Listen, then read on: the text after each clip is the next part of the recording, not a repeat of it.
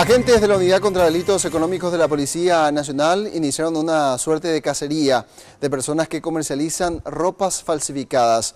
El operativo realizado en el transcurso de esta mañana fue en el mercado municipal número 4, donde se incautaron un importante lote de este tipo de productos. Sergio, contando los detalles, por favor, te escuchamos. Adelante.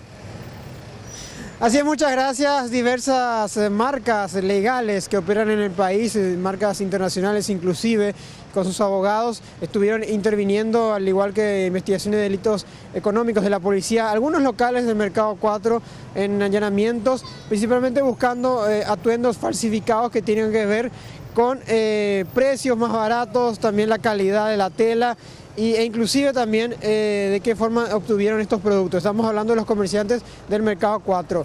Diversos allanamientos que se hicieron principalmente a locales pequeños y también, según la policía, esto podría inclusive llevarlos a un proceso judicial. Hablamos de los que comercialicen esto y las firmas autorizadas van a estar haciendo la investigación también de la calidad y de dónde provienen los productos. Vamos a escuchar al subcomisario Oscar Vázquez con relación a este operativo.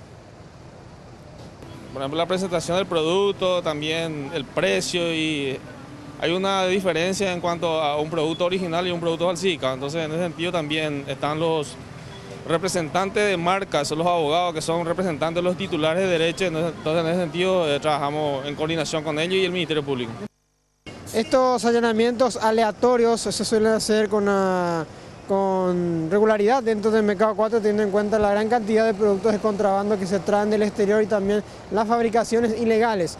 Y esto desde luego podría tener sanciones según la ley de marcas, con un proceso judicial y también imputaciones para estos comerciantes. Volvemos a estudios. Muy bien, Sergio, muchas gracias. Completo el reporte, y es así, en el mercado municipal número 4 probablemente encuentren muchos otros comercios donde se comercializan precisamente este tipo de productos.